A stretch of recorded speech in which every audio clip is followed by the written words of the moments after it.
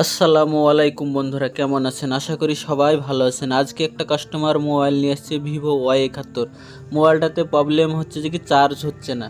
আমি মোবাইলটা কাস্টমারের হাত থেকে নেওয়ার পরে খুলে ফেললাম। খুলে ফেলার পরে দেখলাম যে কি তার সিসি বোর্ড থেকে যে পয়েন্টগুলো থাকে, পিনের পয়েন্টগুলো সবগুলানি পিনের সাথে উঠে চলে গেছে।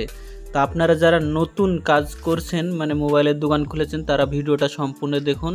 আর যারা এখনও পর্যন্ত মানে যারা মোবাইল কাজ করেন তাদের না দেখলেও চলবে, কারণ এই পয়েন্টগুলানের একটু উল্টে, তাই এই পয়েন্টগুলো আপনারা কোথায় কোথায় জাম্পার করবেন আজকের ভিডিওতে সমস্ত বলে দেব। সর্বপ্রথম আপনারা পিনটা তুলে নেবেন। পিনটা তুলে নেওয়ার পরে ভালোভাবে পরিষ্কার করবেন। দেখেন আমি পরিষ্কার করার পরে একটা নতুন পিন বসিয়ে দিলাম। এই যে পিন বসিয়ে দেওয়ার পরে আপনাকে চারি সাইড ভালোভাবে আগে শোল্ডার করতে হবে। চারি সাইড ভালোভাবে না শোল্ডার করলে এই পিনটা আবার সম্ভবত উপরে যাওয়ার চান্স থাকবে। তাই আপনি তাতাল দিয়ে ভালোভাবে চারটে যে পয়েন্ট আছে সেই চারটে পয়েন্টকে আপনি ভালোভাবে একদম শোল্ডার করে নেবেন। তারপরে দেখেন আমি বলে দিচ্ছি, দেখেন এই যে এই ফার্স্ট টিকার যে পিনটা দেখাচ্ছি, সেই ফার্স্ট টিকার পিনটা আপনারা এই যে বড় ক্যাপাসিটার আছে এই ক্যাপাসিটার মাথায় আপনি জাম্পার করে দিবেন। এই মাথাতে করলেও হবে, ওই মাথাতে করলেও হবে। তারপরে এই পাশকার পয়েন্টটা হচ্ছে আপনি গ্রাউন্ডের যে কোনো জায়গায় আপনারা জাম্পার করে দিলে আপনাদের এখান থেকে পয়েন্টটা সাকসেস হয়ে যাবে। আপনারা এই দুটো লাইন এখানে জাম্পার করে দেবেন, তাহলে মোবাইলে চার্জ হবে আশা করা যায়।